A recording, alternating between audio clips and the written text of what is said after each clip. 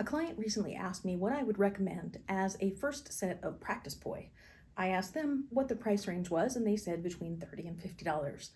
I then went on Amazon to take a look and confirm my hallucination because over the years I've continued to say that the best place to start is by making your own poi so that you can get a sense of what you like, what works well, and what you want when you actually make a real investment. This video reviews around 15 different sets of practice poi that I found when doing an Amazon search for that term at the end of May. These recommendations are assuming you want to enter a modern poi practice that could lead you to fire dancing. I'm not suggesting that you wouldn't want to do other things like contact poi or glow stringing or veil poi. These recommendations are specifically for people looking for a good all-around starting prop who don't have a lot of experience and you're looking for a good first prop. I think making it is so informative. It helps you understand the parts of your poi. It helps you understand why you want to counterweight, what's important about how soft or how hard it is, and you get to adjust the weight to exactly what you need, which you can't do with a bought item that doesn't have the possibility of adjusting. Now, and if you don't have a lot of strength, I've worked with a lot of clients who have to develop their strength. Having multiple weights of poi can be helpful as well, which if you make poi and you do what I did per the video I posted recently, I bought a pack of 5 sets of socks for $19 and like a couple of bags of beans. For under 35 bucks, you can make 5 sets of poi, all counterweighted with $12.50 in quarters that you can reclaim later. The search results can be broken down into a couple of different categories. There's LED, sock poi, and there's some LED sock poi. Then there's ball poi, contact or softer balls. And then there's some form of streamer, flag, or veil poi, as they're called. The biggest issue is the handle, number one, hands down. And across the board, there were almost none of these that I would recommend just based on the handle. I think a single loop, a double loop, or something that's made of a silky material that you wrap around your hand, it's ineffective for the standards of the day if you have any inclination of going forward with your practice. And rather than taking the time to learn a new grip that you didn't have to bother to learn because you could have just started with a grip that was comfortable and would have accommodated your skills over time, I just think it makes more sense to choose a tool that works for your practice in the longer term context, because that leverages your investment over time in a way changing grip would absolutely not. None of them have swivels. So if you're looking for something that will work for orbitals where you want to have a swivel in the handle, you're basically out of luck. I'm not trying to favor or unfavor one particular vendor or another vendor. And for the most part, I want to talk about the general issues with them, not specific products, because I don't really care about the specifics of the product. In general, my recommendation is none of these products for an absolute beginner for different reasons. This first set has a couple of issues from my perspective. First of all, there's double loops. Now, when I started, double loops were the standard, and I understand why a vendor would choose them because they are a relatively cost-effective part to use. However, double loops are definitely not the standard in 2024. Most people are using knob poi, and I think for good reason, since tossing has become such a large part of the vocabulary of poi spinning by this point in time. It was different 25 years ago. I also think the string on this particular set of poi is too thin and is prone to tangling. Technically, string diameter isn't really the worst thing about them, but it is a frustrating thing for beginners when their poi get into such tangles and knots that it slows down their practice time significantly because it takes so long to untangle them. I'll say that about multiple products because it appears that this is sort of the type of string that's being used on multiple types of poi that I found in this price range. Also, the clip for the piece that's attached to the loop at the bottom of the poi looks like it is the kind of clip that would catch on things as well, although that's a minor problem in my opinion. These sock poi are single loop, but also the loop looks pretty small and not even like something that could go around a group of fingers. So if you have any hand issues like I do, I got into poi as a rehabilitation tool, and for me, it would be more damaging to my hands to use a loop like this. That's something to consider. It also isn't a knob, which means it's not counterweighted, which means for tossing, it would also be not great. And I have my doubts about this type of hook attachment not catching on clothing or hair while one's practicing and one gets into tangles, but that could just be a concern that doesn't come to life. I haven't actually tried the poi. This is just my sense of what I would not recommend about them. But I mean, I wouldn't recommend them because of the handle, period. I just don't think it's a good choice in 2020. Once again, with these poi, another double loop, I would recommend against, and cord I would recommend against. Super thin, easy to tangle.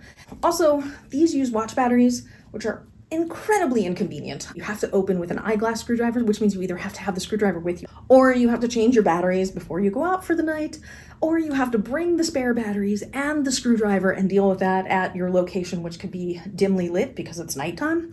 It's just a hassle. And in my experience, poi like these are often not weighted heavily enough on the end, and as a result, they end up in the landfill. I really think it's environmentally a terrible choice at this point to be making an investment like this if you have any sort of seriousness about the practice. And it's just not a great tool to learn with either. You can make something better cheaper. Now, again, we have another set of poi with double loops. We have that crappy string that I don't like, but at least with these, you get the cool veils. Of course, I don't know what the head feels like.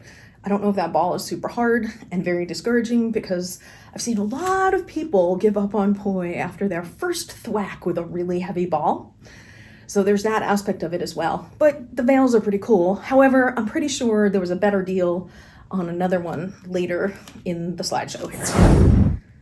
I'm not thrilled about the size of this single loop on these. This, in many ways, may be the best option, but they also stretch, and, you know, again, no counterweight, not what I recommend people start with, not in 2024. I think these sets of contact poi, it was 3 different items, and they were all from the same vendor, I'm pretty sure. And they have knobs, so yay. But personally, I find contact poi very hard, and they really hurt when they hit you. I also think they're a little heavy to start with, depending on how, like, what your musculature is. A lot of petite women, especially that I've worked with, don't have the muscles to really use heavier poi when they start out with.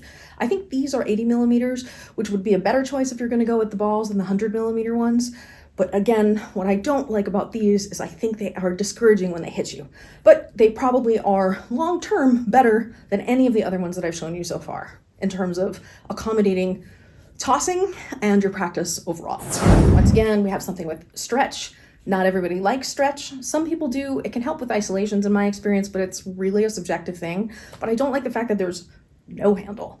So you either have to knot it, which is kind of like a knob, but you might not get the size of knot that you want. Also, it may not be long enough. I mean, the stretch is problematic from my perspective, but they're so cheap, it's maybe not so bad. I just don't think it's a great learning tool because, again, not counterweighted, not ideal for tossing. No length was given on this one, but at least it has a knob, so you could counterweight it, which is good, but it also doesn't have a ball, so you have to figure that out for yourself, which may be problematic because I think most balls are not actually friendly because they don't disperse the energy when they hit you. So for example, you're using a tennis ball. This was what people did back in the old days. I totally recommend if you're going to use a tennis ball that you take the ball and you slit the ball so that when it hits you, the ball collapses, because the collapse of the ball disperses the energy of the hit on your body, which reduces the pain. It just, I mean, if you've ever taken a ball to the eye, you know it sucks.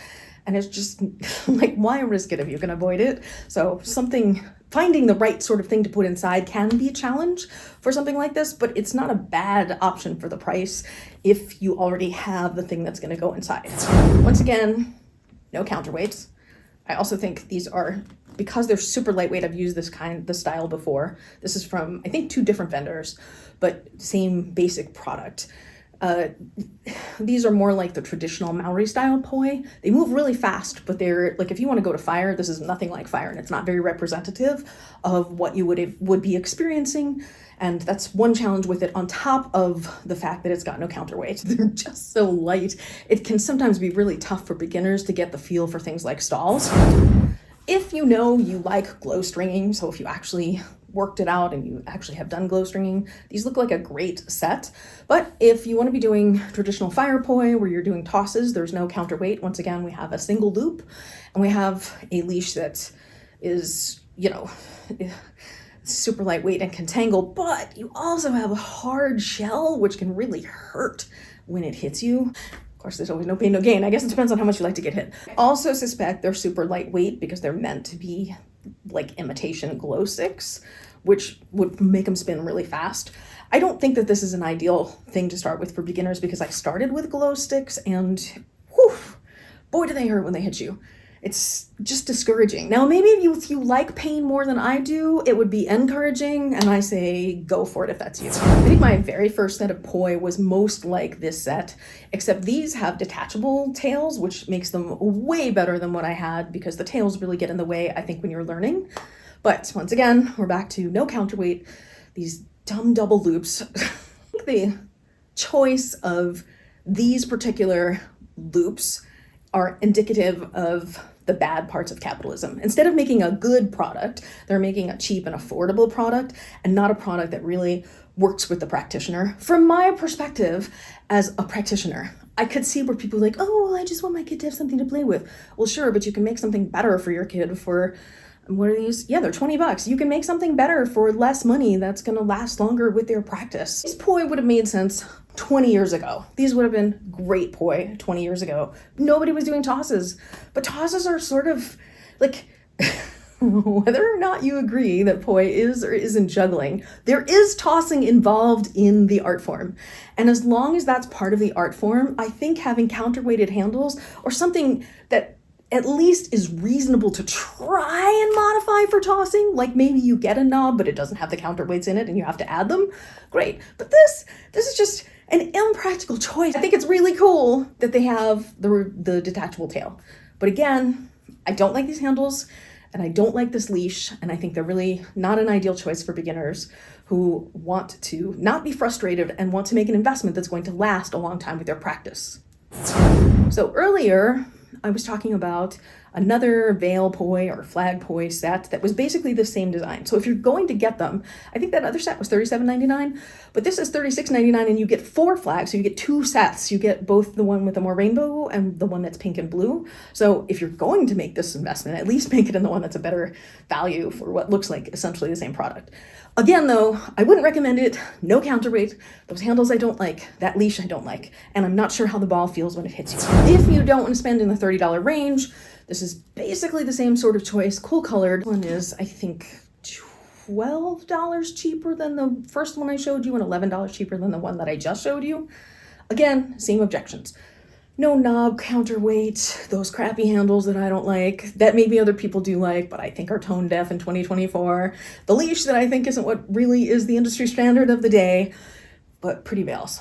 Again, also don't know how the ball feels against you. Okay, maybe they're not crappy handles, but again, if you're going to be doing tosses, these are not effective handles for that purpose. So not a good choice for modern day poi spinning, in my opinion. I feel like I'm supposed to insert some disclaimer here about these opinions don't represent my employer, except I am my own employer. I'm not sponsored by anybody. Nobody bought me. Nobody asked me to do this. I'm doing this because I feel like what's going on in the world with all the capitalism that we have has led to some sort of dark practices where there's a lot of products that are being made that are leveraging the potential rather than consciously trying to fit into a market that needs them at a cost point that's price conscious for a new beginner. This is just my opinion. There were some products in here that I thought were good products, but not for beginners. Notably, the contact poi and the ultra poi sticks that I thought were imitating glow sticks, because I think they are for a specific, both of them solve specific types of problems. But as a beginner, you don't know necessarily what you're going to want to do. And because you don't know enough to know what works and what doesn't work, I think a generic prop that hurts less, that allows you to practice tossing, is a better investment to start off with than something that's specific. Contact poi are for specifically the art of rolling on your arms. You don't need a contact poi if you're not going to do that. But if you know you want to, you should make an investment in that. However, I still think that's a terrible place to start for other tricks where you might hit yourself in the face, because contact poi in the face suck, in my experience. Unless, of course, you like a little self-flagellation. And if you're into that, no judgment here, go for those contact poi. You might even want to get the glow stick-like ones too, because they both hurt. I also think if you bought the veil poi with the intention of shoring up the leash and making it thicker, or replacing it and replacing the handle, and you wanted it for the veils, I could totally see why you would want to make that investment as well. I just think that's a terrible thing to start with, because the veils get in the way.